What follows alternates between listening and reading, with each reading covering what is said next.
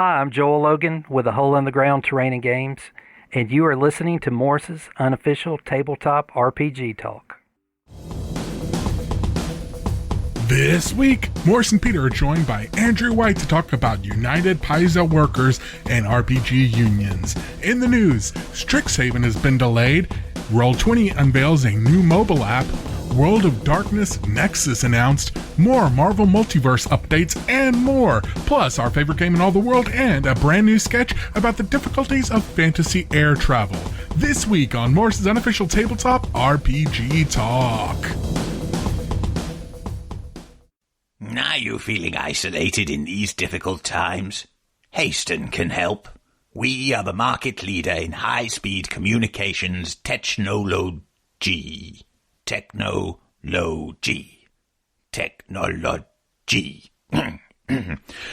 Anyway, we have combined the latest in high-speed watercolor production by our indentured pixie artists with the fastest carrier pigeons that money can buy to provide you with a near instantaneous, almost accurate, and pseudo-real-time messaging service that will make you feel like you're in the very same room as your correspondents, albeit a very, very large room.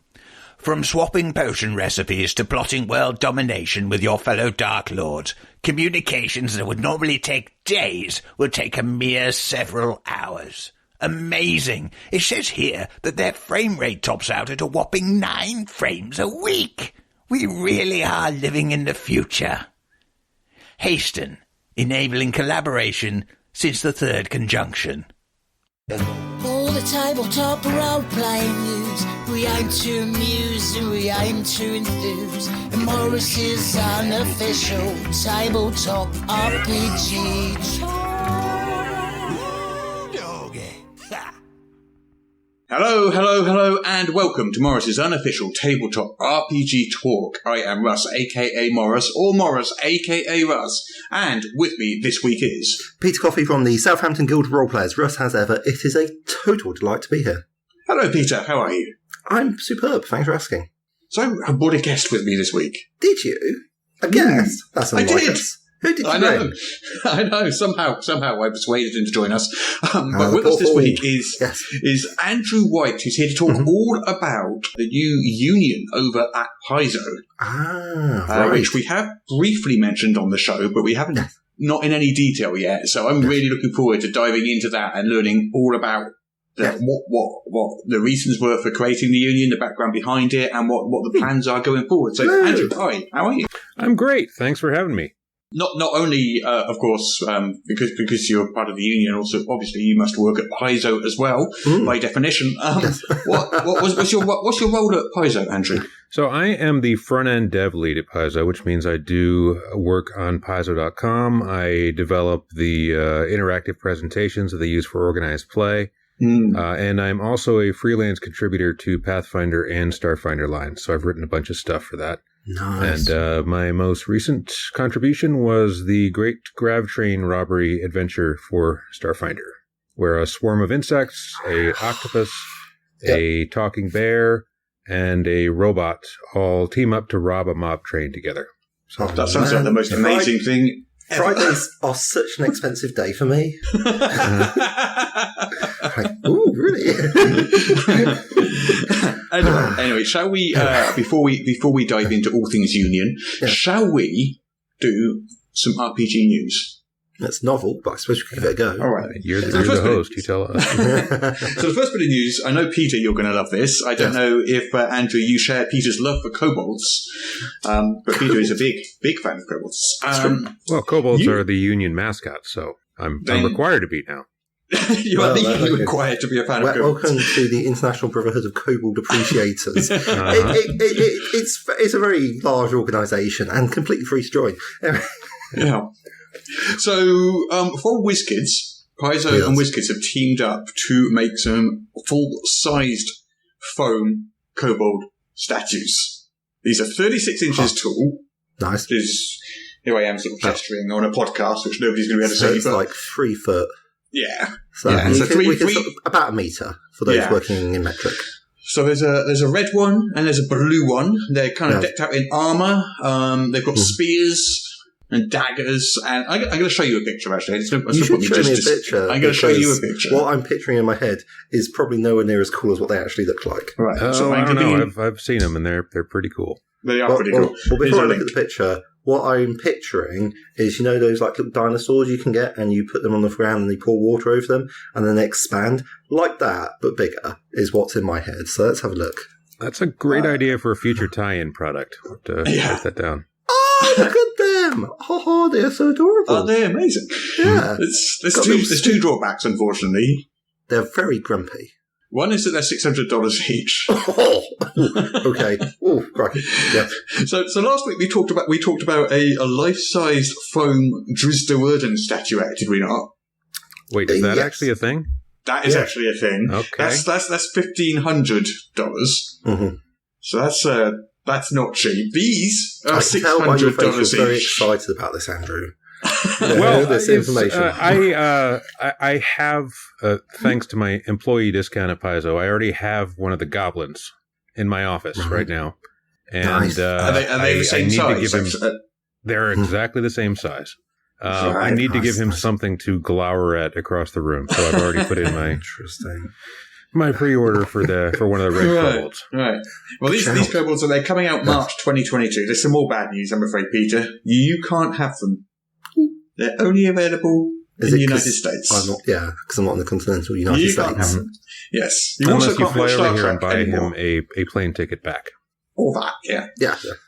I'm pretty sure I could smuggle a kobold in my hand luggage. I'm sure there'd be no problems whatsoever. They're like 3 feet tall. I could have a large hand luggage. I think at this stage you actually have to buy the kobold an actual plane ticket and put it in the seat next to you. Like, look, guys, I'm sorry, you clearly aren't seasoned international travellers. When you go abroad, you have a really big suitcase with not very much in it. There you go. Yeah. So, those aside, kobolds aside, we do have quite a lot of other news. So, Roll20 has announced a new mobile app. Oh, okay, that's nice. It's for iOS and Android devices. Mm-hmm.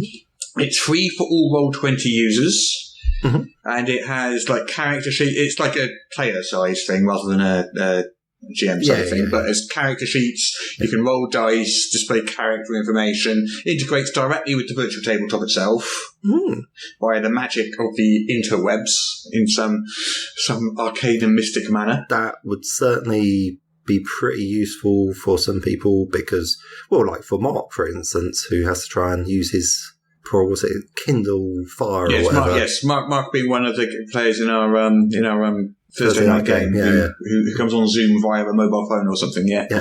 Let's try to get in via the app. So mobile phone app could be very useful. Yeah, it's only for D&D so far, but they are working on opening it out to more systems. So I guess they're going to kind of customize it quite strongly for each system. I guess. I don't know. Literally not my thing. No, I might try it out actually next Thursday. Give it a try, and then I'll report on Friday how well it went in the podcast. What could possibly go wrong? Nothing could possibly go wrong. Nothing. But sticking with online platforms, so Demiplane. Demiplane. So they announced they were doing a Pathfinder 2nd edition platform a couple of weeks ago. Nice. So Demiplane, the lead developer there is Adam Bradford, who's one of the co-founders of D&D Beyond. Mm-hmm. So they announced a Pathfinder, one called Pathfinder Nexus. Mm-hmm. I believe they've said Starfinder is coming too. Would you know, Andrew? I do know the answer to that. I can't remember whether it's been made public yet. So I'm sure I've seen it. I am 100% sure I've seen it mentioned. Okay. It's just not springing to mind. So it sounds like Starfinder's coming to it as well. Yeah, Starfinder, but they haven't started work on it yet, or I think was the thing. Yeah. They've also announced a Vampire the Masquerade. Well, not just Vampire the Masquerade, a whole load of World of Darkness stuff. Nice. Vampire, Werewolf, and Hunter Nexus. It's called the World of Darkness Nexus. That I didn't know about. That's exciting. So it looks like they're planning on some pretty major. So basically what we got is Adam Bradford, who left D&D Beyond, which is obviously D&D only, specifically. Yes. moved over to Demiplane, and now they appear to be making basically D&D Beyond style apps for a variety of games. Is basically as far as I can make out what's going on. That is pretty impressive. Yeah, I mean they look slick. They look really slick. Just from lots of what I've seen. experience. Yeah. Wow. And D&D Beyond's really slick as well. And if they're bringing the same sort of level of slickness over, because D&D Beyond it's a good looking platform. It was a very successful one too, so I'm not surprised that they're branching out. Yeah. Well, it's not D&D Beyond that's doing this, but it's like one of the people who one of the co-founders, over at Demiplane. So taking those skills is how do you say pretty cool though. Yeah, well, I keep finding myself wondering what's going to be happening with D&D Beyond because Wizards has announced its own sort of virtual tabletop, and I'm guessing there'll probably be some online tools with that, which they're doing in-house. Well, they haven't announced it. They've just sort of...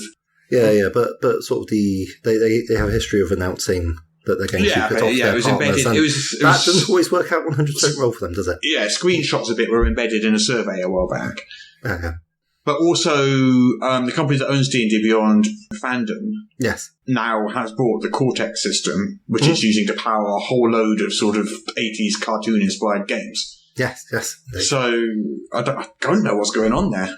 Well, no, that's why it's new. I just feel like something's rumbling in the background there.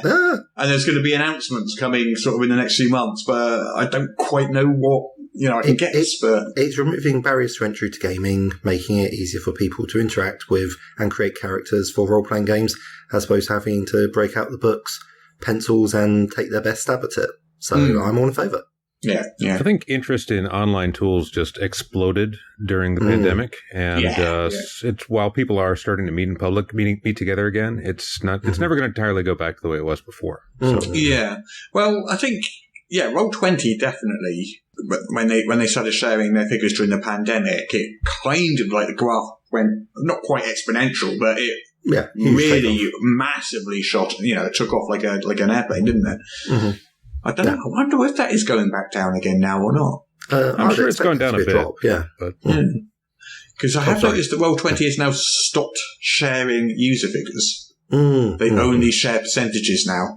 Which a year ago they were sharing user figures, how many players, how many campaigns. They're not doing that anymore. Well, I'm wondering if that because it's dropped, but they don't want to deal with people saying, "Oh no, Roll20 is losing market share." It's like, well, yeah, people are playing games normally, but you have to compare it to the pre-pandemic figures. In which case, I'm entirely sure that their market share and number of users has increased massively. But again, there's also a massive increase in the number of online platforms. So. Yeah, and they seem to be popping up because, my experience with Level Up and people constantly asking which platforms are we going to support, and every day they mention a new platform I'd never heard of. There's loads of them. There's so many of them, and while that is amazing, it does make it difficult to kind of choose which one to use. Yes. Well, everyone's going to have their favourite one. We had some, was it Nivel 20, the Spanish language one, which lets you take tokens and turn them into three-dimensional characters. Sounds pretty exciting. Yeah, but there are a lot. I imagine kind of like the market will settle down with all those and most things, and then some bigger ones will emerge and someone, I don't know. Yeah. In the meantime, it's good for innovation. Yeah, exactly. Yeah, just like the mobile app for Roll20, for example, that's... I like the way these apps are just... Because Roll20 is a little bit... Clunky? Yeah, clunky. I didn't want to say... Yeah, all right, clunky. It's a bit clunky. I like Roll20. I got a subscription, but I can still say it's clunky, because that's what it is. Yeah. All right, fair. Okay, fair. But, slick things like these mobile apps I think are awesome. Yeah. I haven't actually tried Fantasy Grounds. I'm told that's very pretty. And Foundry, obviously, where I think most of the Pathfinder folks are these days. I haven't tried that. Oh, do you have any insight on that, Andrew?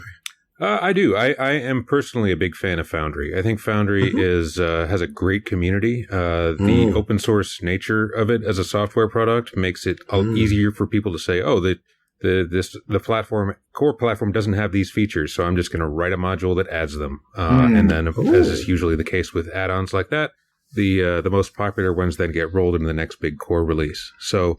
I'm really impressed with what I've seen from Foundry so far. I really want to try it. And the team that's working on the PF2 system, which of course are all volunteers who just do this because they like the system, Mm-hmm. have done an amazing job. I'm running multiple home games right now using PF2 on Foundry, and it just keeps getting better.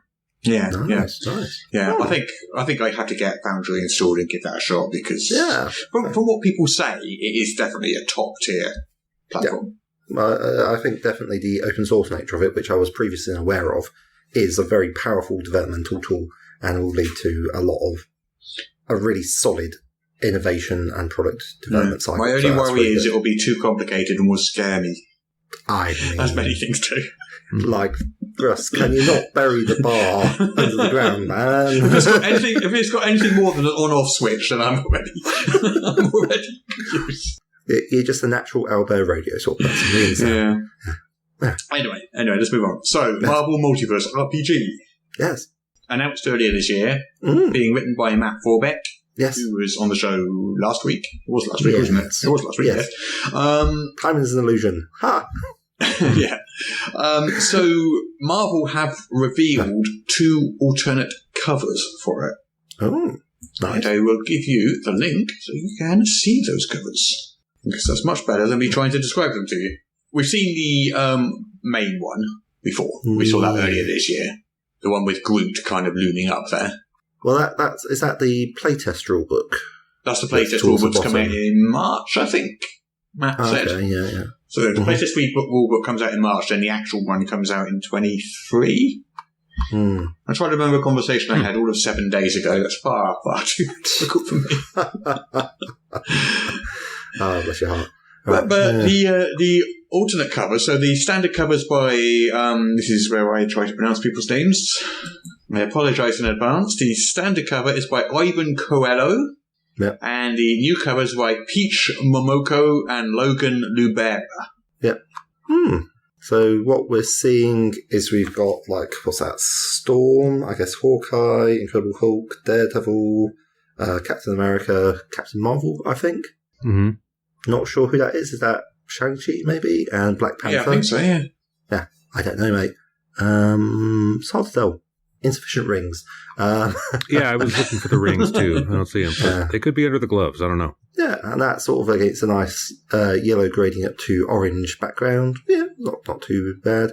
Next one is, I guess that's Scarlet Witch, with 616 on dice that she is making flow around her. And then the bottom one is the 616 is, of course, the name of the system they're using, the D616 system. Yes, which is a reference to the universe. Yes, yeah. Apparently, I hear that if you roll 3d6 and if you roll 616, something amazing happens. Yes. I'm told. I mean, if you roll 661, you're just out of luck, though. Yes, I know. That's just terrible. Who would ever want to roll 661? Yeah, I mean, we don't really know much about the game. We know it's got might, agility, resistance, vigilance, ego, and logic as its main stats. Yeah. And we know it's the D616 system, and that's basically all we know. There are superheroes, and Matt seems very confident that they all fit in together, so... Yeah. Matt did confirm last week that you can play existing Marvel heroes or make your own characters. Yes. Which I think... That upper cover there looks like a deliberate throwback to... It's been a while since I've seen this, but it is reminiscent of the old TSR Marvel Superheroes game cover. Okay. Let me call that up, if I can. TSR Marvel Superheroes. I need to remind myself. I could be wrong. It could just be that you put a bunch of superheroes together on a cover all facing you, and they all look the same. But that's what immediately jumped out at me. Oh, fair enough. I can only find a tiny, tiny version of that cover. I'm sure there's a larger one somewhere. Yeah. Yeah, the only one I can find is on Wikipedia, and it's tiny. Yeah, I found that one too. That's not the one I'm thinking of either. They probably went through a couple of different prints, but yeah. Anyway, it's nice to have more Marvel superhero games. Yeah, yes. Yeah. I always find it interesting to see how well licensed properties do. Because obviously, Avatar, The Last Airbender on Kickstarter a couple of months ago, nearly hit $10 million. Not only is that possibly the most successful, well, it is the most successful tabletop RPG Kickstarter. Is it the most successful licensed property? Possibly. Quite well, certainly for RPGs. Yeah, I mean, it's hard to say with Star Wars out there because they don't use Kickstarter. Yeah, but certainly like the most successful crowd-funded licensed property. Yeah. For RPGs. But I guess at that point we're just throwing enough caveats in. yeah. But either way, $10 million is a big chunk of change, especially in the RPG market. And we're pleasantly surprised that they do not appear to have taken money and run off somewhere. So, no, not yet. It must be tempting now. They're not going to do that. I mean, $10 million is a lot of money. Modifius has done a lot of great licensed IP products too. Modifius is the one that's done Alien and Fallout and Dishonored. I think some others. They just did the Dune one. Yeah, that's their biggest one recently. The Alien one was Free League, I think. Free League. I think Modifius is helping to distribute it. But I mean, Modifius sells everything. It is it's part their way. Yeah, so much stuff. Yes. And they got a whole lot of video game licenses as well, I think. Mm-hmm. Yeah, Dishonored and Fallout. The ones they've done. Right, yes. Yeah, so they got a whole ton of stuff. Right then, more news. Let's find more news. Yeah. I have a couple of items that have sprung up. Okay.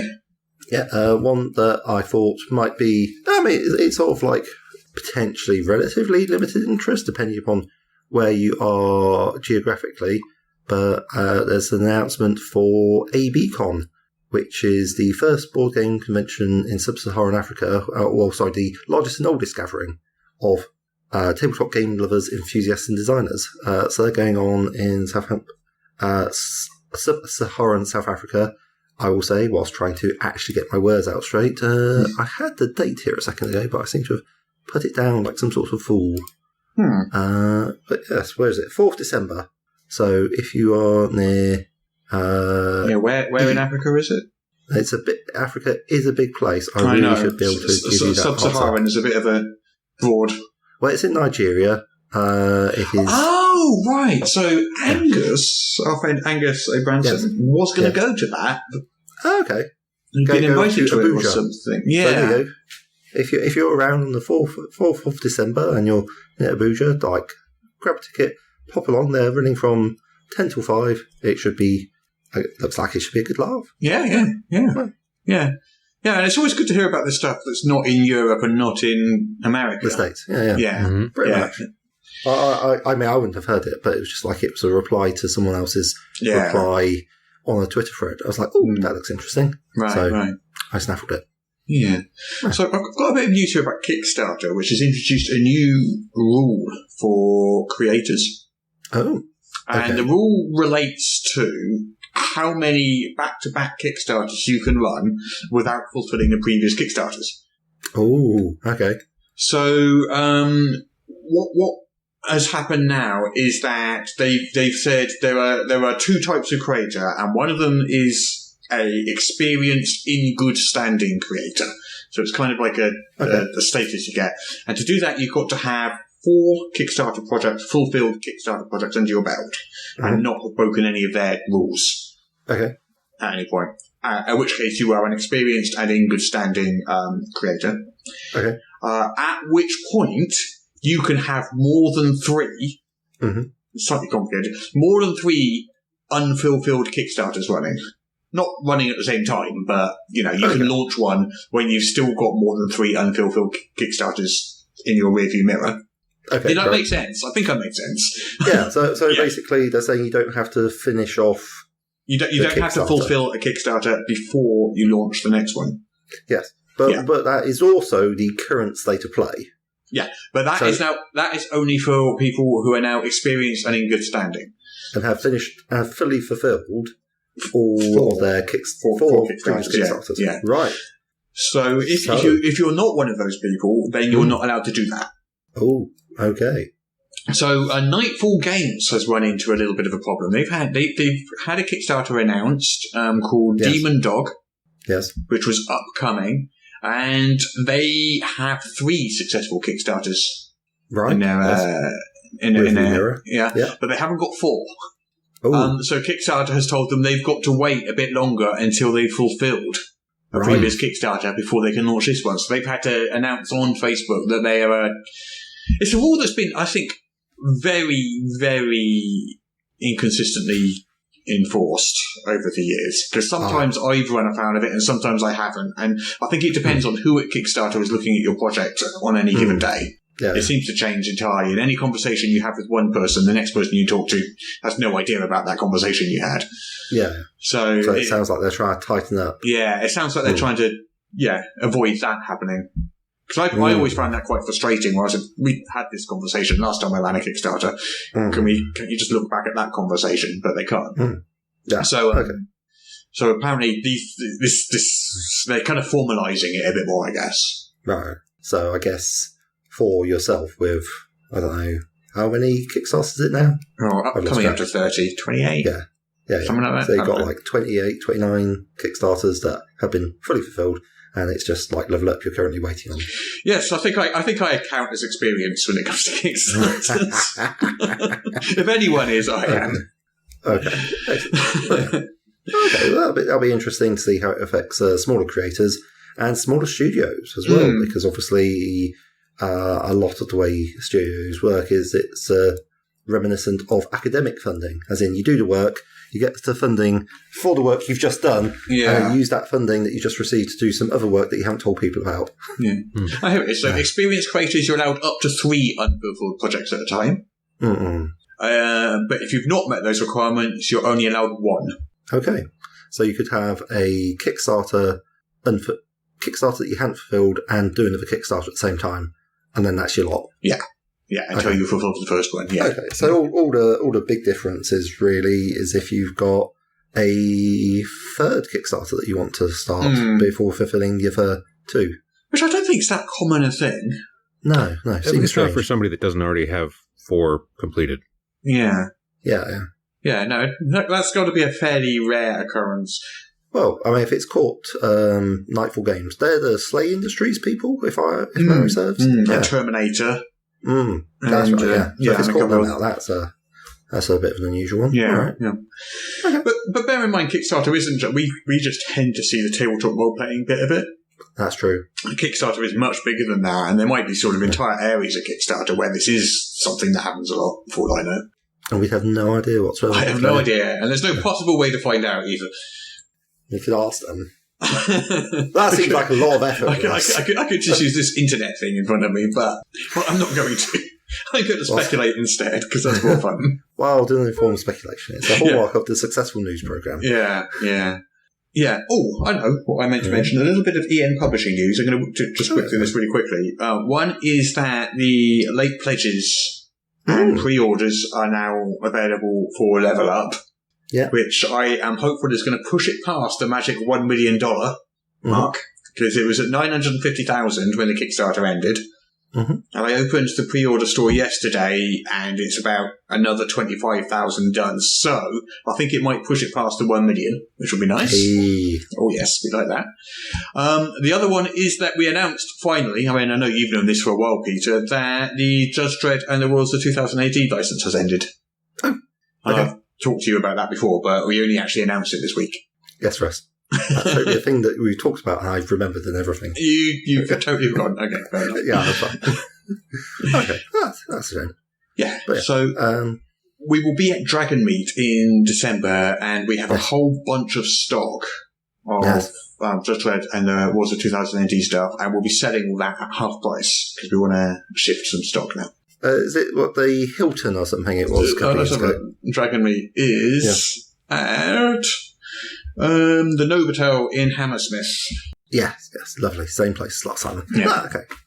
Yeah. So you're basically saying that you'll have a lot of Judge Dredd and the Worlds of 2000 AD stock that may be going cheap? Yes, that's exactly what I'm saying.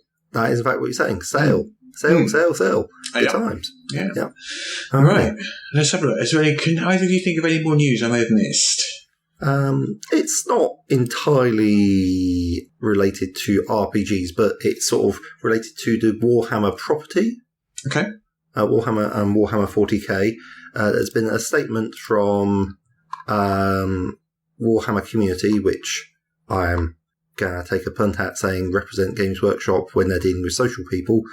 And they have come out pretty categorically against hate groups things like, if you come to a Games Workshop event or store and behave to the contrary, including wearing the symbols of real-world hate groups, you'll be asked to leave. We won't let you participate. We don't want your money. We don't want you in the Warhammer community. Okay. That seems like the sort of thing that when people say that, you kind of think, why didn't they say that years ago? But yeah. Well, I mean, mate, it's like the sort of thing, like, I don't go around telling people first thing I do that I'm an intersexual feminist, because being an intersectional feminist is, I think, something that everybody surely should be doing. But apparently not. You have to just sometimes come out and say, actually, no, we don't want any Nazis here. Thanks very much. Yeah. Go away. Okay. We don't want your money. Shoot. Yeah. Okay. Sounds good. Yeah. Well, good for them. Yeah, good for them. All right. Any other news? I wanted to just point out 2 things that arrived. I just want to shout out something. So, first of all, right. Goliath Coins had a Kickstarter. And I backed their Kickstarter for 1 Goliath coin. And they look like this. They arrived this morning. I backed their Kickstarter for 1 Goliath coin. It looks like it's something the size of an Olympic medal. But Yeah, it's pretty big. It's pretty big.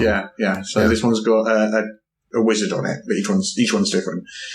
And I backed it like 6 weeks ago or something. Okay. And they emailed me and said they were refunding my pledge and they were going to send me my coin for free. Which I was like, oh, thank you very much. That's very nice of you. Thank you. Well, they basically, they were a fan of sort of some of the work I do and stuff like that, and they just wanted to do something nice, which I thought was lovely, and I was really appreciative. But they didn't just send me 1 coin. Yes. They sent me a whole pile of the things. Goodness. Yeah, I've got 6 of them, 7 of them, 6 of them. Yeah. I mean, that's like a double handful of money. Yeah, and they're gorgeous. We've got a griffin on, or a dragon on that one. We've got a dragon on that one. That's a griffin, I think. We've got a knight on that one. We've got a wizard. We've got a lich on one of them. Lich there. I don't know if you can actually see it. A big selection of shinies. And what would you do with these coins? I don't know, but they're awesome. Right. So possibly display pieces. Yes. Possibly if you need a D2. Yeah. I mean, they're pretty heavy. They're solid metal. Yeah. Nice bit of realia for representing a dragon sword. Yeah. Love it. So I just wanted to shout out and say thank you to them. Thanks. See, if you've got 6 of them, you could also use them for hero point tokens or bennies or something like that. Nice. Yeah. Or I could use them as mini weapons and fling them at people from a distance. Well, if someone was on their phone as opposed to paying attention, it's like, pay attention. Why? I don't know, they're a bit big for that. Yes, yeah. I'll stick to the old tried fashions, like a D6 or something like that. Well, the other thing I wanted to shout out, do you remember the Roll and Play folks who came onto our show? I can't remember. Was it like a year ago? Oh, 6 months ago? forever. I can't remember what it was. Anyway, back their Kickstarter at the time. That has arrived. Ooh. And what this is it's a spiral-bound kind of... Yeah, just tons of random tables and things to choose from. So here, sort of, I'm looking at clerics and war priests. So why did you become an adventurer? So it's got 8 different reasons why you might have become an adventurer there. Or very nice. Or we got robust armor. So we got like 10 different descriptions of armor here. And it's just like lots and lots of random tables, just a book full of them. All sorts of things. That is what they promised. Yeah, super useful, super handy. Roll and play people being that's their jam. If you need random tables to help inspire and prime your game mastering engine, then they have you covered, I think. Exactly. Is there a table at the beginning of the book that will randomly select another table in the book? There should be. Well, like the contents table should just have like a D100 down the side of it. Yeah. Nice. I think that's very definitely a product improvement suggestion. Yeah. Mm-hmm. I mean, the first table in the book is character names, D100. Nice. Not the same. And it's all divided into things like tools and trinkets for artificers and distinctive features, protective gear. It's just like a lot of them are quite sort of like slightly obscure, but you suddenly realise, that's quite useful. So I'm pleased with that. Lots of flavour. Yeah, that will get use. Yeah. Right, anyway, Oh, that's got news. Mm-hmm. Strixhaven. Got some updated release dates. Okay. So pandemics and paper shortages and shipping delays and all these things, obviously the affecting ruinous price of cardboard. Yeah. Good grief. All these things are obviously affecting production schedules all over the world at the moment. So Strixhaven, Curriculum of Chaos has been delayed. So it was going to come out November the 16th, which is, what is it now? 19th. It would have been this week. Yeah. It's the past. Yeah. It was going to come out, on Tuesday. Just gone. So it's coming out in different regions at different times. So North America is coming out December the 7th. Okay. Then Australia and New Zealand, December the 10th. Nice. Then Europe and the Middle East on December the 14th. And then Southeast Asia, December the 16th. Interesting. So Europe, the Middle East, and Asia, we're waiting an extra month, it looks like. Pretty much. On the original date. But I mean, this is affecting everyone. It's Any idea about the UK? Well, I think they're counting us in Europe there. I know we're not technically Europe anymore, but I'm glad we're not allowed to be Europe anymore. But I know, it's very sad. Yes. Well, we're in the European continent, just not the European Union. So I suppose we are in Europe. Sure. Okay. Don't tell any Brexiteers that. Yeah. I won't mention that Europe is a continent, but that's fine. We'll move on from that. All right then. Swiftly on. Yeah. I think that is it for the news. I think we're done. Yeah. With the news out of the way. It's time to play our favourite game. It's time to play the game. Our favourite game in all the world. Guess the Kickstarter from just the name. Yeah. Shall we now play our favourite game in all the world? The game where I read out the name of a Kickstarter and you try and guess what it is from just the name. Well, now you've had the rules recap as well. Are you thinking of it? What do you say, Andrew? Would you like to go? Oh, sure. Fantastic. Okay, then. Would you like to go first, Peter, so that Andrew can see how it works? Okay. Well, this is a demonstration, not necessarily a successful one. I'd just like to get that caveat in first. Yeah. Okay, let's find one for you. Okay, so what is New Edo? This is one word, N-E-W, then a capital E-D-O. Yeah. New Edo. Okay. Well, just shooting from the hip, as it were, it sounds like it's got something to do with the Edo period in Japan, which I know the name of, and I've seen reference, but I don't know a lot about. I think maybe it's got samurai in, ? Apologies for you historians and people who actually know anything about the subject. The use of New and the Edo sort of jammed together like that makes me reach for sort of my cyberpunk reflexes, and I think there's some sort of like science fiction thing going on. Certainly, like the cover would tell me a lot more, but obviously I can't see that because otherwise that would make the game much easier. Yes. So I'll take a punt, and say that it is a 5th edition cyberpunk supplement which is focused on how to bring Street Samurai into your 5th edition games. How about that? Almost. It's not 5th edition. It's its own system, but it is Cyberpunk Samurai. Fantastic. Yeah. They call it a Neon Samurai World. Yes. It's a game system called CLEM. C-L-E-M, which stands for Crunchy, Light, Easily Managed. And apparently it uses lots of dice. Okay. Yeah, it's Cyberpunk Samurai. Exactly that. I would give you 1,000,000 points, Peter, but you did say it's the 5th edition, so I'm only going to give you 500,000 points for that. I think that's fair. Yeah, because it's got a 5 in it, and I just like numbers with 5s in them. That's all the logic I need. Oh my, yeah. Anyway, so there you go. So that's largely how the game works, and also how the scoring system works, which is a lot more relevant. Right, yes. Totally arbitrary. I get it. No, there's a very convoluted spreadsheet, and there's an algorithm, and it's just too complex for me to explain here on the podcast. But it's mathematical and scientific. There's nothing arbitrary about it at all. No. I am definitely not making the scores up. Excuse me. Okay, are you ready, Andrew? I think I am. Okay, so this is called Survive This. Ooh. Survive this. And it's got 2 exclamation marks at the end I of was survive going to this. ask how many exclamation marks It has 2. answered, because that's how you can tell. So 2 is right in the middle. So it's survivable, but not so difficult to survive that it necessitated 3 exclamation marks. Sort of a mid-range lack of survivability. Right, yeah. So I assume all of these are RPG products of Yes. some kind. Yeah. Okay. I'm going to assume, let's see. I mean, really, Survive This is any RPG game run by the right kind of GM.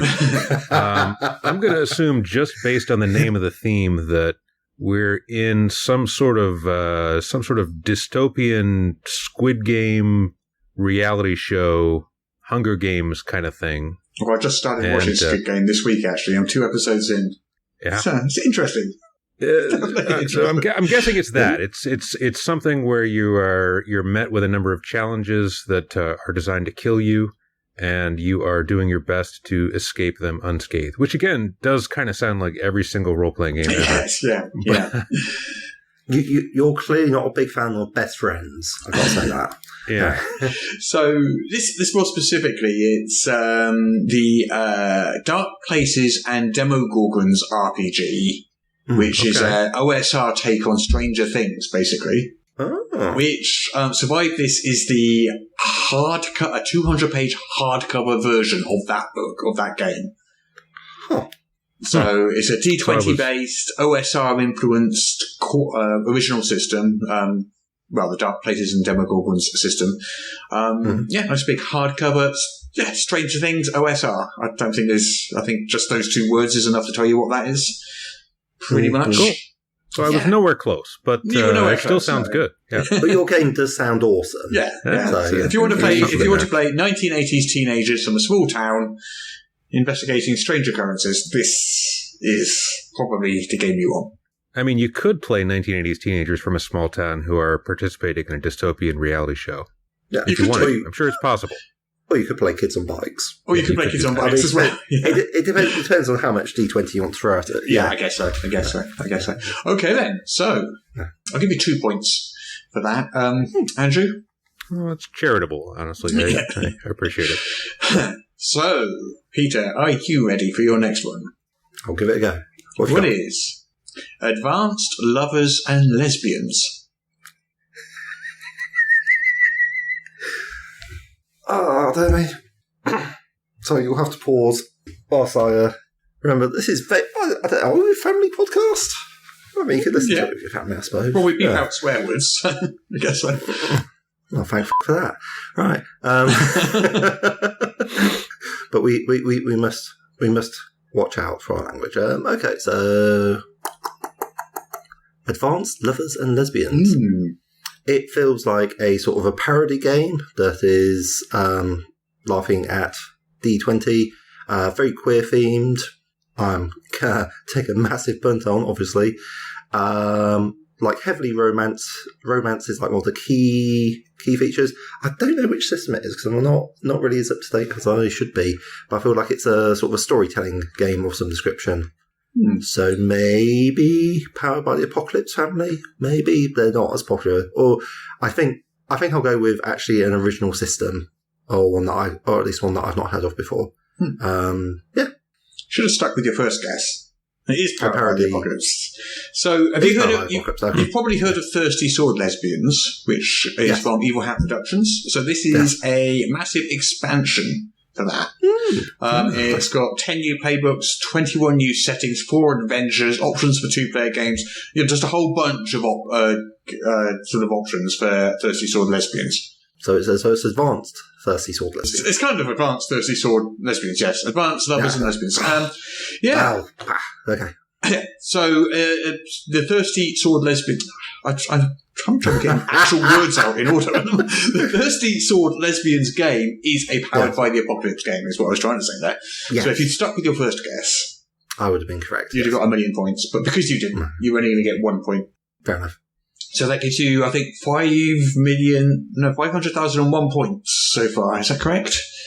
Yeah, sure. Sounds right to me. Yes, to Andrew's 2 the points. score is currently 500,001 to 2. Yes, yeah. Don't worry. This game doing all right. This game can turn around on a Okay, then. It's pretty swingy. That's what we're saying. Yeah. So, are we ready, Andrew? This is the last one. You can do this. I guess we are, yeah. Yeah. So, what is the Barbarians' Bloody Quest? The Barbarians' Bloody Quest. Okay, well, just saying those words out loud immediately make me think of like Commodore 64 graphics of some kind. Oh, I remember that Barbarian game. Yeah. I had that on Spectrum, actually. The Spectrum 48K.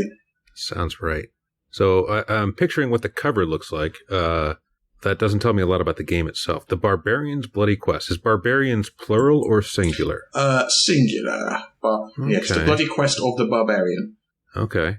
In that case, if we're talking about a single barbarian, I am going to say it is a 2-player game with a GM and a single player, in which the player takes on the role of a barbarian questing in a bloody fashion. The Commodore 64 graphics that I can't get out of my head also make me want to add elements of Oregon Trail to it. So I'm going to say that the barbarian must constantly fight diphtheria, hunt food, and dysentery. The other terrible disease. Could be diphtheria too. I don't know. Lots of diseases. But the barbarian sepsis. It's a thing. Diseases beginning with D. They've got it basically, right? Yeah. Yes. Adds new levels of meaning to the Barbarian's Bloody Quest as well. So, that's what I'm going to say. I'm almost certain to be wildly wrong, but that's what I'm picturing based on the name. It's a solid guess. Would you like? I guess it's like the word "bloody" has like sort of different connotations. So it's like if I said the Barbarian's Bloody Quest, it's like you're playing a group of like dungeon minions who are like just trying to outsmart this impossibly strong barbarian that is on a quest that they are too stupid to understand for an end which is almost entirely inconsequential, and for some reason you have to try and stop them, and physical violence will avail you naught because they are a barbarian. It could also just be that the quest is extremely frustrating. The barbarian is trying to get some bureaucratic... No, not this bloody... Exactly. Exactly, yeah. Barbarian's Bloody Quest, it's causing such a headache. Yeah, there we go. Everyone stop going on about that bloody Barbarian's Bloody Quest. I don't think that is I don't think that is the correct guess, but that is what it brings up for me. I'd love one of us to be right for lots of reasons here. But. So, you're not far off, Andrew. Would you like to take a punt at a system? At a system? Let's see. I mean, it's Powered by the Apocalypse is a pretty safe guess most of the time, but we just did one of those, so I'm assuming it's not that. So I'm going to say it's 5e. Just like Peter, you should have stuck with your first guess. Oh! Because it is Powered by the Apocalypse. So, a wizard murdered and enslaved your people, and now you're among strangers on a bloody quest for revenge. Let all wizards beware. Okay. It sounds kind of fun. It's the second in a series of zine tabletop RPGs, which share a system. And the first one was called The Wizard's Grimoire. This one's called The Barbarians. Where you play the wizard killing the barbarian family? So, yeah. Seems likely. Let's have a look. The Wizard's Grimoire, you were an ambitious wizard with a grimoire beyond your arts. In this one, you're a warrior and a wanderer sworn to vengeance upon the wizard who wronged you. Right, so clearly you're a wizard. You're meddling things with which man was not meant to know, which is basically the job description of wizards everywhere. True. Something inevitably went wrong. Yeah. And now there's a barbarian out to kill you, so and the third volume is somebody seeking vengeance for collateral damage caused by the barbarian. Now I think the third volume is someone like claiming insurance on the or magical hazardous waste cleanup, where they have to go into a dungeon and work out how to defuse, disarm, and just generally deal with the terrifying magical wreckage that's been left behind. That's actually a fantastic idea for a game. I would love to. I'd love to play a party of like magical waste disposal experts. Yeah. But MWD is like unfortunate action then. I'm sure it has Yeah. to exist out there by this point. Every game that could exist likely. must exist by now. Yeah. Well, I know there's like a computer game which I can't remember the name of it, which is going to annoy me. Essentially, you go and you clean up space stations and like military facilities. You know the one I'm talking about. Just trying to remember. I've played that one. It's like a first-person shooter, but you've got a mop, and you're cleaning up after the guy who just went through it and shot all the demons. Yeah, that's it. Yeah, or the alien thing. Viscera cleanup detail. That's right. Yes, there we go. That sounds amazing. It looks pretty cool. I really should get around to picking it up. I'm sorry, I derailed you, Russ. You were saying. Yes. So Andrew, I'm going to give you 500,002 points for that. Okay. Oh, nice. Which I think puts you 1 point in the lead. Okay. All right. I think I'm 3 points in the lead. 3 points in the lead. Well, that's even better. Yeah, well done. Well done. In that case, that means you are this week's winner of our favourite game in all the world. Congratulations. That was quite a turnaround. Yeah. Close one. It was So you were worried. You were thinking, I'm never going to overcome this late. And there you go. It was like a Rocky boxing match where he's been knocked down and he gets up and then he knocks down. You know how it goes. With the race he got knocked down, they got back up again. That's what the Chumbawamba song. Yeah, exactly. Yeah. Very, very inspirational. Yeah. There we go. All right, well done. So Andrew, you get to take home this week's trophy, which is I forgot what the trophy is. What is it, Peter? A smug sense of self-satisfaction. There we go. My mind went blank for a second there. Despite the fact that I've given it out like 200 times before. I know, right? I mean, that's what I came for. So that's yeah. Mission accomplished. Yes. Nice. Yeah.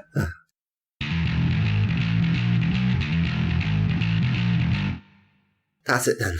We're agreed. We'll travel to the Archdrake's lair and defeat the foul beast in glorious battle. The 19 duchies shall be free again. Excellent! Let us hurry to the stables and mount our swift-winged Pegasi. We can be there by dawn. Pegasi, you say? Yes, indeed. These noble creatures shall convey us at great speed, avoiding marsh and forest alike. Right, I understand that, but there is a slight problem. Problem, friend Jorp? What sort of a problem? I'm afraid I can't fly on the Pegasi. It's against my religion. Against your religion? Yeah, riding on Pegasi, specifically forbidden. Well, that's inconvenient, but never mind. We shall call upon the giant eagles instead. They shall swoop majestically through the air. We will reach the dragon's lair in no time at all. Yes, eagles, good thinking there, but, You seem hesitant, Jorp. What ails you? It's just that I'm allergic to bird feathers. Allergic to bird feathers? Yes, I come out in a horrible rash. A rash? Oh, yes, it's terribly itchy. So you see, I won't actually be able to travel by giant eagle. No, I see. Can't fight a mighty dragon overlord with a rash. That wouldn't do at all. I'm glad you understand, friend Lark. It matters not. Instead, we shall avail ourselves of these flying broomsticks. We shall pierce the clouds like arrows. That dragon will never know what hit him. Broomsticks, eh? Don't tell me you're allergic to broomsticks too. No, that would be silly. It's just that with this ear infection, I'm afraid that balancing upon a broomstick will be quite impossible. This is proving quite the quandary. I suppose the feather allergy rules out griffins and hippogriffs too. Indeed, friend Lark. What about wyverns? Oh, I really can't abide the smell. A lovely flying carpet. And those dust mites, they just get right up my nose. An ingenious gnomish airship. Friend Lark, you know how seasick I get. An enchantment which will grant you the power to soar through the air without wings. Normally, I would, but... But what? My doctor has instructed me to cut down on the magical enchantments. My friend Jorp, if I didn't know better, I think you didn't want to go and battle the mighty Archdrake Vicaraxitix. Oh, no, I do. It's just that... Out with it, Jorp. Time passes. I'm afraid of heights. Really? Yes, just utterly terrified of them. And that's the best we can come up with, is it? What do you mean, friend Lark? Well, after nearly 200 sketches, the best punchline we can manage is, I'm afraid of heights. Well, they can't all be comedy gems, Lark. Even so, it's no polearm sketch, is it? I think we're both really quite thankful about that, aren't we, Lark?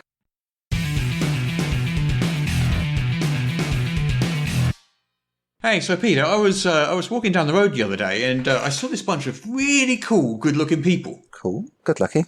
That could only be our patrons. Yep, man, I have never seen such a well-informed, debonair bunch in all my life. Yeah, right. Why is that? I don't know, you tell me. Well, if I was forced to speculate, I guess it's because they listen to our top secret, super exclusive bonus episode every week. Bonus episode? What? Yeah. Each week, our patrons get an extra half hour or even more of extra content that nobody else gets to hear. Oh, wow! That's amazing! Where can they find this? Oh, it's pretty simple. You just head over to patreon.com/Morris and pledge a monthly donation. Anything from $1 to whatever you think we're worth. I did a scientific calculation once, just to see how much we're worth. Oh, yeah? How much? You probably don't want to know. Probably for the best. Anyway, if you enjoy our podcast, please head on over to patreon.com/Morris and, just pledge a little. That's patreon.com/Morris. And thank you so much for your support. We couldn't do this without you. I reckon we could. Shh.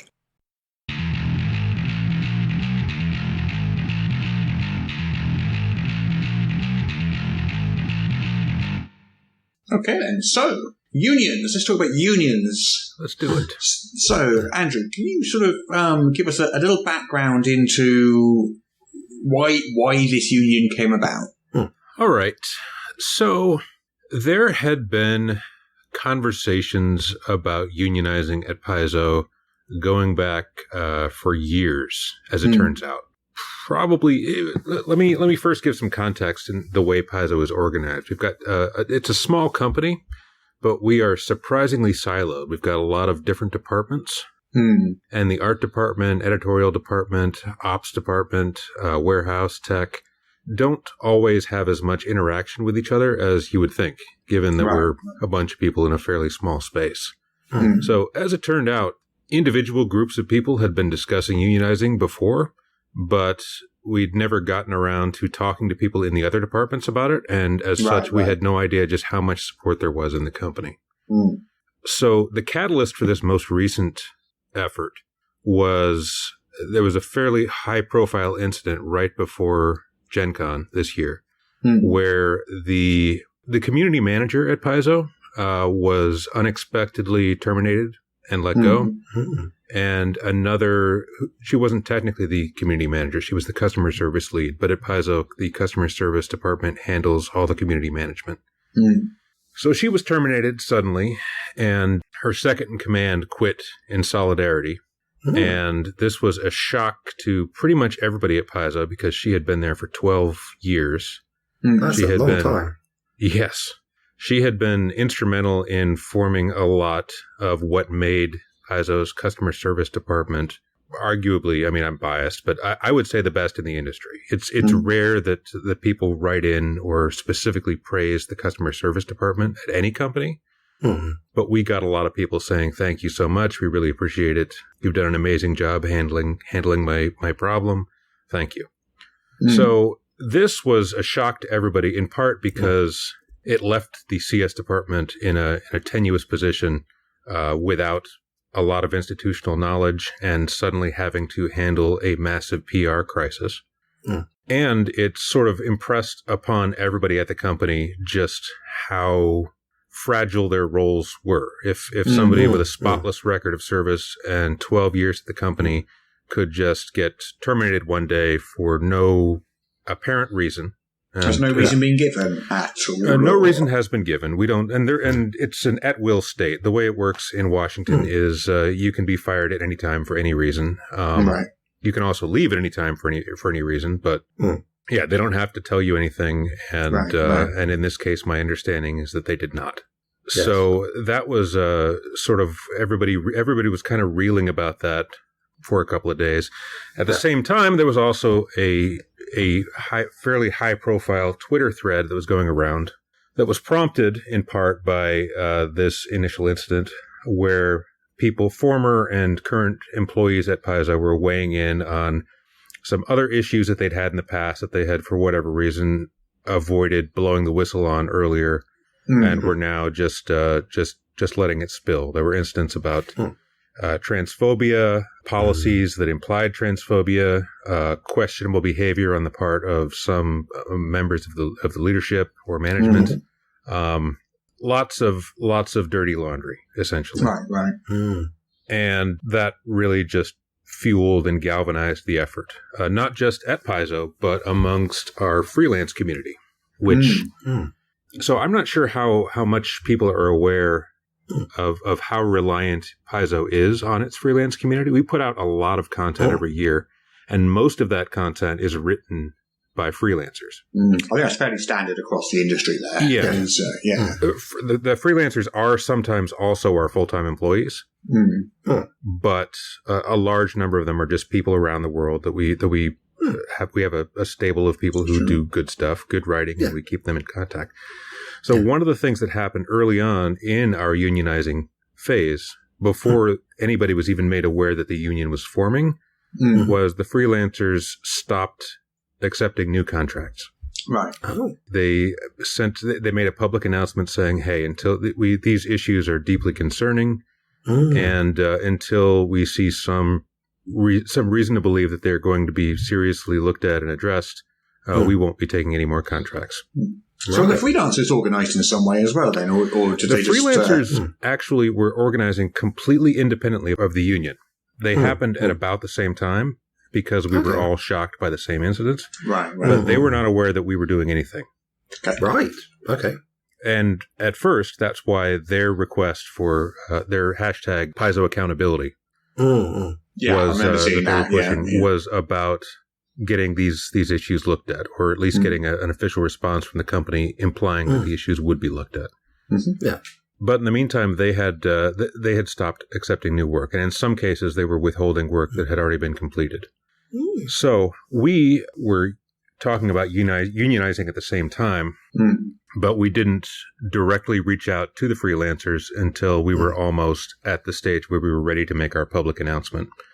And when we did, they pivoted to, okay, well, what we want now in order to restart work is we want you to voluntarily recognize the union. And I think that the degree to which that was directly responsible for Paizo management voluntarily recognizing the union cannot be overstated. I think this one was won for us by the freelancers. I think that if it hadn't been key. Do you not think that Paizo would have voluntarily done so otherwise then? I think in general it is rare for any company to voluntarily recognize, mainly because management doesn't like to give up power. Right. I think it's always possible. I don't know what was going through the heads of the management during all this process. They could have done it. But I think that the freelancers gave us leverage such that they didn't really have any realistic option but to recognize. And also the fact that all of this was happening so publicly at the time as well made that difficult. It was extremely public. Yeah. The best case scenario, had they not chosen to recognize, would have dragged it out for another few months or weeks. Yeah. Some of those freelancers would never have come back. In the meantime, PR would have just gotten worse.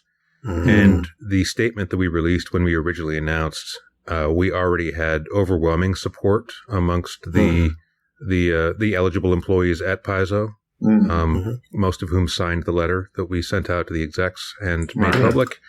And it was, even if they had brought in a union busting firm, which again is fairly typical for companies going through this, it's very unlikely they would have been able to strip off enough people to actually affect the vote so that it wouldn't have gone through. So it was almost a foregone conclusion at that point. And I think they made the right decision.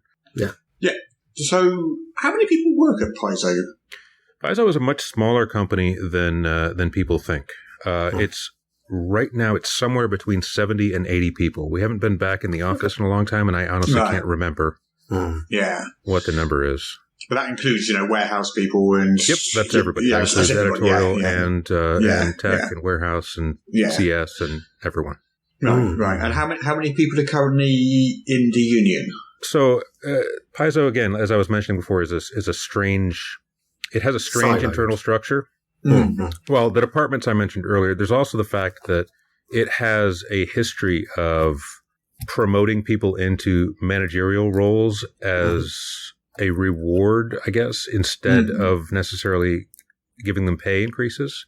Right. So we've got a lot of managers. We've got like 75 employees, and of those, I want to say like 35 of them are managers of some kind. Right, okay. That is quite a... Yeah. That is a lot.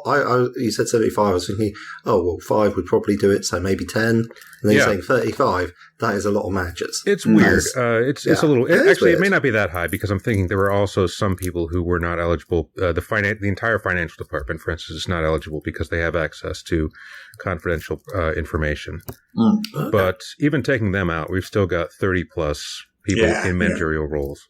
So a lot of people who we know and who are most certainly union supporters and who would have otherwise been members of the union are still not eligible because technically they are people managers. Right. Of the people that are eligible, the 40 plus people that are eligible, we've got, I can't remember, at last count, I think we had somewhere in the neighborhood of 80% of them had signed union cards. Yeah. And we've reached out to everybody since then, and we don't have anybody who has explicitly said, I don't support the union. We've just got some people who kind of just don't want to get involved in the politics or feel awkward because they have personal relationships with some of the people who aren't eligible, et cetera, et cetera. And I suppose there's a little element of just good old-fashioned procrastination as well, so some of those people might... I'm hoping that some of those people will eventually come around as we start to actually get things accomplished. But in general, the support within the company for the union has been extremely high. Right. Yeah. So what are the specific goals of the union? I assume you've got a list of things that you specifically want to achieve in a given time period. What would those be? We do. So we are in the process right now of putting together our bargaining committee, who are the people who are going to actually be speaking with the executives. To negotiate the changes that we want to see at the company. And we put out an unofficial survey fairly early on before we even announced publicly to find out what people were most interested in. And the number one thing that is a concern to the most people is pay equity. The pay at Paizo is all over the place, kind of like our org chart. And the people at the lower end, it's like equal pay for equal work, that sort of. Well, is that right? It's multiple different things. The biggest issue right now is that the people at the low end of the pay scale, mostly the CS people and the warehouse people, are literally making less at Paizo than they could if they went and worked at the burger restaurant up the street. Right. Okay. That's a big issue, yeah. Yeah, they're barely making a living wage. And that doesn't seem right. We especially considering the CS people in particular have been handling this crisis of the past few weeks, months at this point. Yeah. They're the frontline workers right in the CS being customer service. Sorry, yes, customer service. Yeah. So our number one concern is that we want to make sure that everybody is at least being paid a living wage. Right. Yeah. Adjacent, but not directly related to that, is we want to make sure that people who are doing the same work are getting paid the same, as you mentioned there earlier. We have a lot of weird situations where somebody is promoted into a role without getting an accompanying pay raise, and then somebody else gets hired directly into that role, and that person does get more pay because that role, when somebody's applying for the role, they expect higher pay. And that way you end up with people who are literally doing the exact same job with wildly different salaries. Yeah. So we would like to see an end of that as well. Yeah. Obviously, part of the reason that we have understood the pay rates to be fairly low historically is that we know that tabletop role-playing games are kind of a niche industry. and we don't actually know what Paizo's profit margins are. We don't actually know how much money we spend, how much money we make, anything like that. Yeah. So in all likelihood, the first thing that we're going to be asking for is some more transparency on the company's finances. Sure. So that we can know how feasible various requests for pay increases are. Yeah. So that's where we're starting. We've got a number of different issues that came up. A lot of people feel fairly strongly about work from home options, which is reasonable. There's a lot of more considerations there. But in particular, people have, now that we've been doing this for like 2 years, and it's fairly evident that we're more than capable of doing our jobs remotely. A lot of people are saying, "Hey, look, it's this. I've saved a lot of money on commuting. Technically, if I could live in another state, the low pay that I'm getting for the job I'm doing would go a lot further." There's a lot of considerations there, and of course, there's technical infrastructure that would have to be upgraded. So it's not quite as simple as that. I believe there's also tax reasons, tax considerations in different states, but that's something that people have expressed interest in as well. I think the third thing that people are primarily concerned with is that on the executive team at Paizo, there is not currently representation for every department in the company. Oh, okay. Yeah. For instance, we don't have a CTO anymore. Really? No chief technical officer? That's correct. We don't. Right. Okay.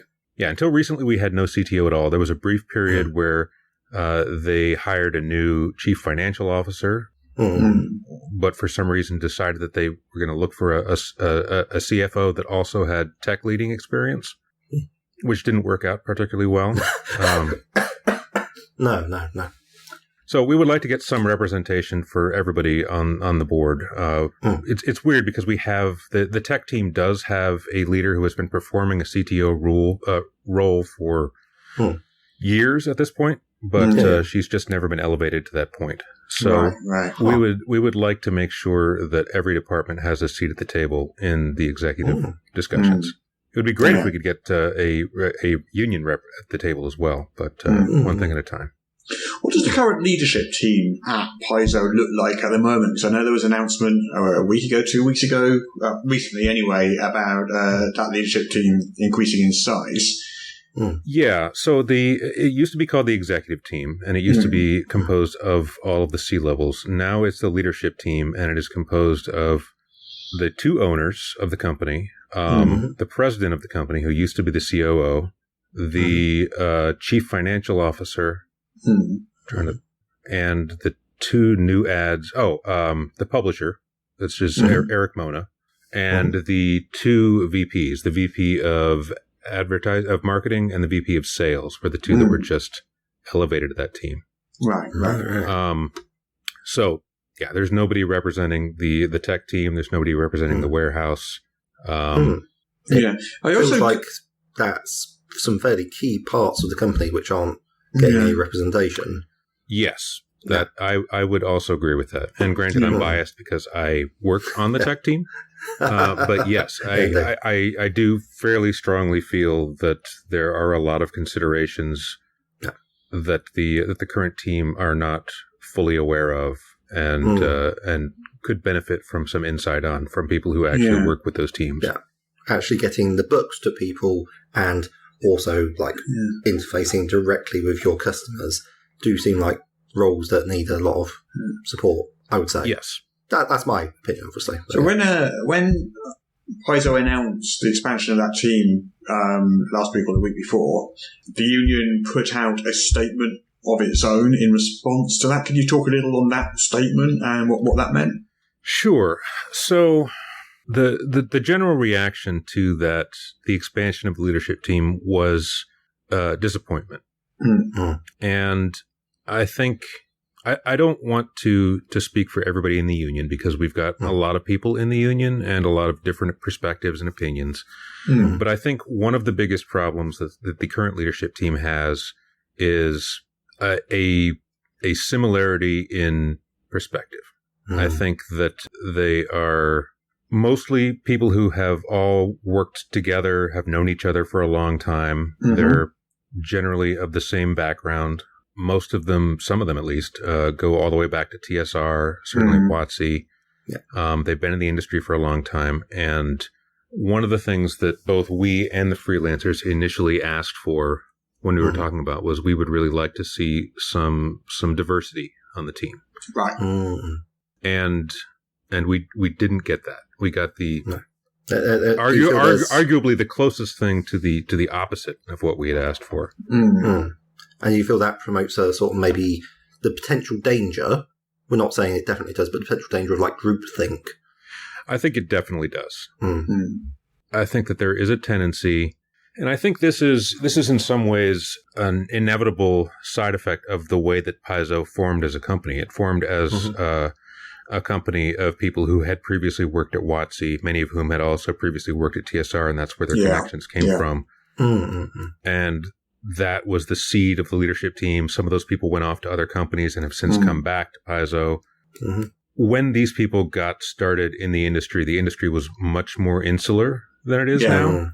And I think that as a result of that, they have a tendency to always come back to the same fairly small well of talent without taking into account the fact that there are lots of different perspectives that they should be looking into, especially at a company like Paizo, where a lot of what we've been doing recently has absolutely been founded on the fact that, diverse viewpoints in gaming and setting and storytelling are good. We should absolutely be leaning into this more often.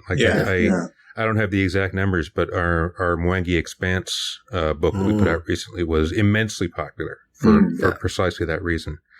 And I think that there is a feeling both in the community and within the company and among the freelancers that it would be beneficial to everyone if we started seeing a similar attitude in the way the company is run. A broader talent pool with like a more meritocratic selection, so you can make sure you have the very best people rather than maybe the ones that you know. Right. Some new faces. Part of that is also there's I was mentioning before that the way that Paizo's org chart is a little bit strange and unusual. There's not a lot of upward mobility at the company. The closest thing that there really is to upward mobility is if you are a member of a team for long enough, it seems you eventually get promoted to manager. But beyond that, there's not really any opportunity for somebody who's a manager to get both of the VPs who were recently elevated to the leadership team were hired directly into those positions. Right. And those positions were never publicly posted or were never made. They were never advertised. Yeah, they were never advertised. There was never any opportunity for anybody at the company to apply for one of those. Just so I understand, you can be promoted from within to a certain level, but to reach like the C level, did you say? That's sort of the director sort of? It's confusing because it used to be the executive team, and that was back when we had multiple C levels, but now we kind of have a C level and a bunch of various leadership implying titles that aren't necessarily C levels, and that has been rebranded the leadership team now. It used to be the executive team, now it's leadership. Right. So to get to the leadership team, you have to basically come in from the outside almost, it feels like. Is that? That's how it feels, yeah. To be on the leadership team, you either have to have been there from day one and rose through the ranks back when there was like 10 people, or you are hired directly into a position that is one tier lower than the leadership team, and then eventually they promote you. Then there's no competition for these things because there's no externally advertised. There's no internal or external advertisement of these positions. Is that right? That is correct. Yes. Okay. So most of the companies in Seattle, as far as I can make out, the RPG companies are kind of run by people who used to be Wizards or TSR. Is that a fair statement? So we're in Redmond. Wizards of the Coast is down in Renton. I would say that certainly the reason that arguably the two largest tabletop role-playing game publishers in the company are here is because a lot of the people who came over from TSR when Wizards bought them and then were subsequently left Wizards or were laid off from Wizards just ended up in the same area. So sorry, what was the actual question there? I'll just say, is it fair to say that most of the companies in that area are generally run by people from Wizards or TSR? Or I would say for, so, yes. Yeah. It's just certainly how it looks from the outside. Yeah. So what other sort of plans have you got regarding some of the other things that you mentioned? You mentioned sort of transphobia. You mentioned some management practices. You mentioned a whole bunch of different things. Have you got like specific action plans to address those things, or how does all that work? Well, the hope is that once we have people represented, and we have people represented now by the union, people will be less shy about publicly expressing their concerns about one thing or another. Yeah. I think a lot of the reason that some of these things had to be raised by people, former employees who are no longer at the company, are because people who are within the company were concerned that if they spoke up, they would be fired. Right. And now that we are no longer at-will employees, there is less risk of that. So I think that hopefully people will start to feel more empowered to speak up about things that concern them. I think that another major thing that the company is already working on is hiring an HR person, which we don't currently have. Hopefully that will provide another outlet for people to talk to about issues. I think in general, the company has a lot of problems. The transphobia thing is one of them.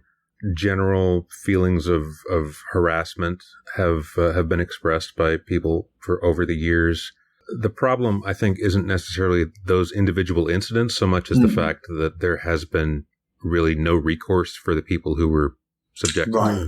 Yeah. And now that there is, now that they have a union, now that we have representation, now that we have someone that we can trust to go to if someone's feeling uncomfortable for whatever reason, I think that alone is a worthy goal in itself. We've already accomplished. Right. And I think that having that place to go and having that path forward is going to be important to cleaning up the company and making it a better place to work, which is ultimately what all of us want.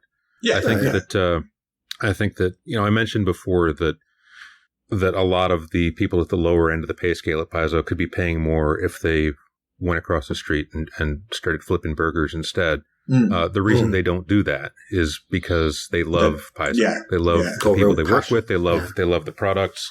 They love the things that we do. They love our ideals, and they just want to see the company live up to them. Yes. And I think that now we have a way to effect that kind of change. Yeah. So you said earlier, I think you mentioned a couple of times, it's an at-will employment state. That's correct. So for listeners outside of the US who may not be familiar with that, you're saying also that you can be sacked at any time just because, even if you worked there for as long as 12 years. That's correct. And that's not an unusual state of affairs, is it? Unfortunately, no, it's not. No. I don't remember seeing it happen. I've been at Paizo for about 4 years. I didn't personally see it happen very often, but I heard plenty of stories from people who did about, stories where somebody would go into a meeting to discuss their salary and then just randomly get fired instead. Right. Part of the reason that, there was definitely a lot of paranoia from everybody that, tread lightly or somebody who's having a bad day might fire you. And it's not a fun way to live. No. And obviously, whilst there are legal protections for protected characteristics, like you can't say, for example, like you're gay, therefore you're fired. That's true, but the equally, if someone comes in and your boss says, you know what, I don't like your shoes today, you're fired, that is also... They can fire you for being gay as long as they don't tell you that you're being fired for being gay. Yeah. So I've noticed that Jeff Alvarez, who's the president of Paizo at the moment, he made a statement just the other day on Monday. And in that statement, he refers to the hiring of a law firm. Morit, Hock and Hamroff, it's called. And that law firm's going to be investigating allegations of discrimination against trans employees and sexual misconduct. Is that an action that the union is behind? Are you supportive of that? Is that enough? Is it? I'm supportive of it. I think that it's definitely a good faith gesture. Mm-hmm. I guess the problem with it is that the results of the investigation will never be made public. Right. Will they be made public to? Don't be revealed to the union. I mean, they could be, but we haven't been told that they will. The union was not part of that decision. Mm-hmm. That happened after we announced, but before. That happened after we announced, but they didn't reach out to us to talk about anything like that. I mean, he does mention in the statement that Paizo will not be able to make the results of these investigations public. So right.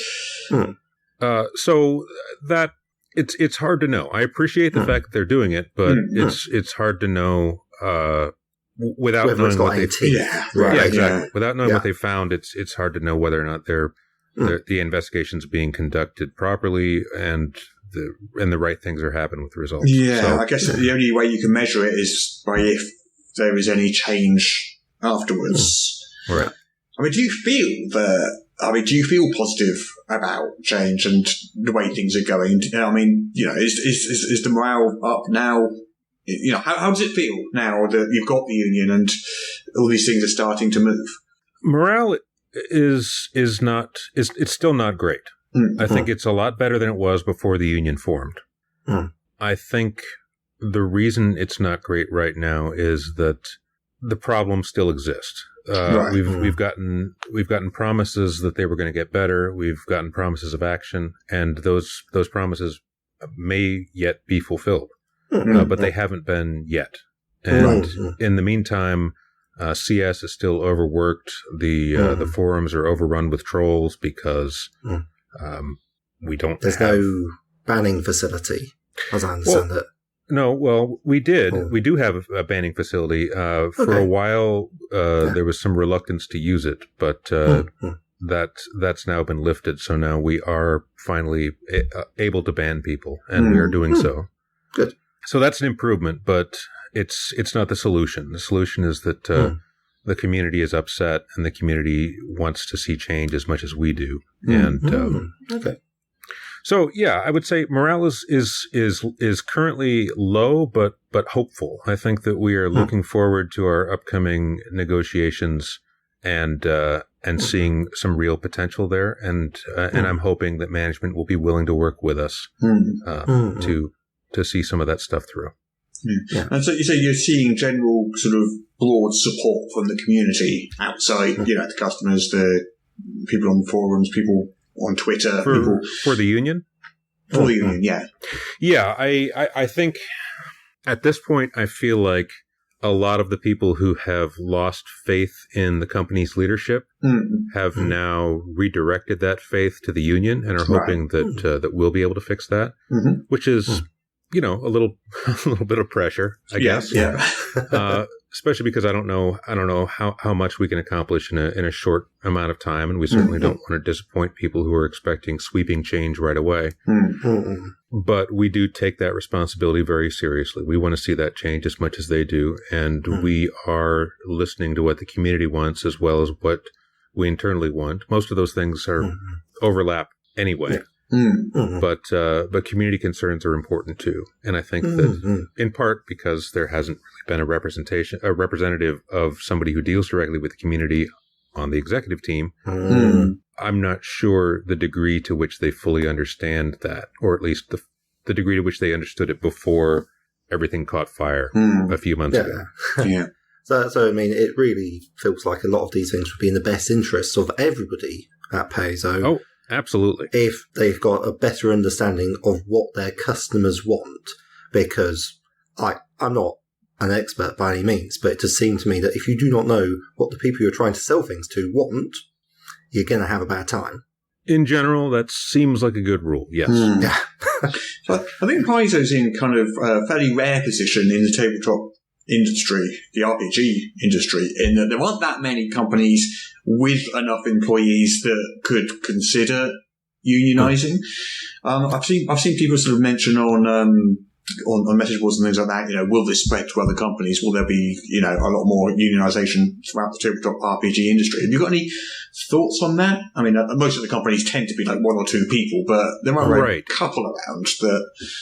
So yeah, like this is a weird industry because people have pointed out that technically Paizo is the largest tabletop role-playing game company in existence, not by market share, but in terms of the number of people who work full-time on tabletop role-playing games. Yeah. It's us, it's Wizards of the Coast, and then, like you said, it's like companies that are 6 people with other jobs. I think Modifius is up there as well these days. But, that's true. Although they come from quite a distribution background in many ways. But yeah, sorry. But there's not many of us. And a jump from a company like Paizo to a company like Wizards is a huge jump. We know a lot of people at Wizards because a lot of our former coworkers now work at Wizards or used to work at Wizards. Or vice versa. Yeah, exactly. We're 30 minutes away from each other, so there's a lot of back and forth. Yeah. But jumping from a company like Paizo to Wizards is a huge step. I will say, though, that there are a lot of non-tabletop role-playing game companies in the area as well. The Pacific Northwest is full of video game companies, a number of which I worked for before I worked at Paizo. And the video game industry is as sorely in need of unions as the tabletop industry, as basically every piece of news that's come out lately about video game companies has demonstrated. Yeah. And I would Blizzard especially. I think that was Blizzard's the biggest one right now. But they've taken the heat off of Ubisoft and Riot, and there's it's endemic. Yes. So I would like to think that people see something like the successful unionization of Paizo at video game companies that are roughly the same size and say, well, we could do that. Right. The Image Comics union that came out that announced recently that unfortunately was not voluntarily recognized. We are trying to do our best to support them using our platform, and we will continue to do that with other companies that come out. And I think that's our hope right now, is that we can use the platform that we've raised, the awareness that we've raised, to support other companies that try to do that, and over time push for it to be more common across the industry than it is right now. Yeah. And eventually you get to a point where it's more unlikely. It's weirder for a company not to be unionized than to be, and that's when the Wizards of the Coasts and the Blizzards and the Ubisofts suddenly start becoming a possibility. Yeah. Just like when you were sort of setting this up, was it like a kind of a nerve-wracking thing to do? I mean, was there any fear that reprisals might come, or was there any? How what was the sense when you were setting up the union in the first place? Yes. I mean, the short answer is yes. Right. Particularly given that we were doing it in reaction to somebody being fired for no apparent reason. Yes. Yeah, we were paranoid about it. We kept it a secret to an extent. We obviously wanted to being inclusive as possible, and reached out to people, but it was all about carefully talking to people, like to find out, just to take their temperature on recent events and find out whether or not they might be sympathetic, and then to what degree they were going to be sympathetic. Then we, when we found somebody who was interested, we brought them into the community, and then we were keeping everybody appraised of progress as we talked to the Communication Workers of America, and moved forward and prepped our communications, and got closer to being able to voluntarily got closer to being able to announce, and got the cards ready to sign and everything. So it was a little bit nerve-wracking for a few weeks. Oh yeah, I was just thinking, because you mentioned something that very much caught my interest, was like you were worried about union busting firms. Yes. So that is unfortunately historically a major part of organized labor history. Is that traditionally what happens in a case like this is a group of employees will announce their plans to unionize and request that the company voluntarily recognize them. Most of the time, the company does not do that. Instead, the company brings in lawyers to essentially perform psyops operations to disrupt the union. Right. They can't actively come out and shoot people like they used to back during the mining strikes, but they can do things like spread misinformation, find out. There's a lot of stuff that they do among like finding out what people are getting paid, trying to turn people against each other, essentially trying to split up the cohesion that the union effort already has. Right, yeah. Because certainly there's. My personal experience of talking to Americans on the internet is there seems to be a real lack of knowledge about what a union actually is and does, and I find the defense of things like at-will employment absolutely bizarre, because I have at-will employment everywhere I go, because I can decide I'd like another job now. Yeah. I might do a reference period. I might do a sort of a leaving period, but I don't have to, generally speaking. So I think that something that's probably easy not to recognize outside of the United States is the degree to which we've been soaking in anti-union propaganda for basically our entire lives. Because obviously large corporations with the most money to spend on it are the ones who benefit the most if their employees don't unionize. Right. Yeah. So there's a lot of playing up of the downsides to unions, which certainly don't apply to all unions at all. Things like, they're corrupt. Oh, they're going to force you to do X, Y, Z that you don't want to do. Oh, you can't negotiate your own raises. You can't do anything without a union rep.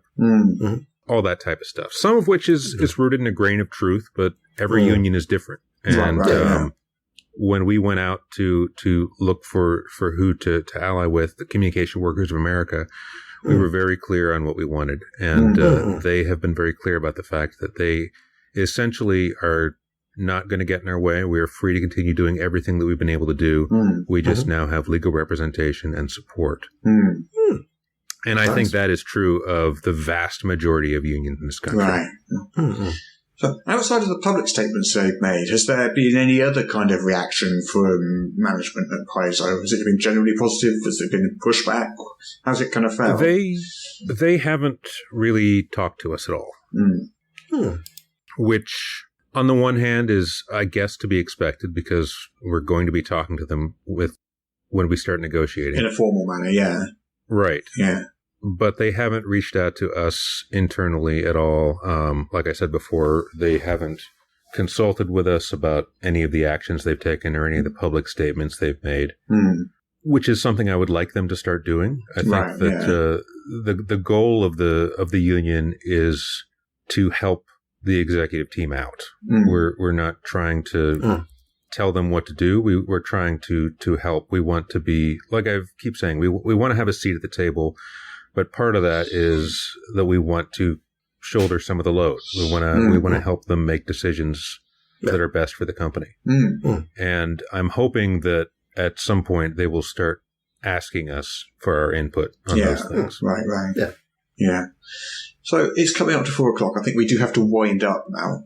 But I just wanted to quickly say thank you so much for coming on. It's been a real pleasure talking to you. I've learned a lot. I've learned an awful lot. And I wish you all the best of luck in your efforts going forward. If you ever have any updates, you're more than welcome to come back and talk to us again about them. I'd love to do that. Let us know. Oh, absolutely. Let us know. But thank you so much. It's been real fun. And good luck. I really hope it works out for everybody involved. Yeah. Fingers crossed for you. Yeah. So far, so good. Great for you. It's been a pleasure.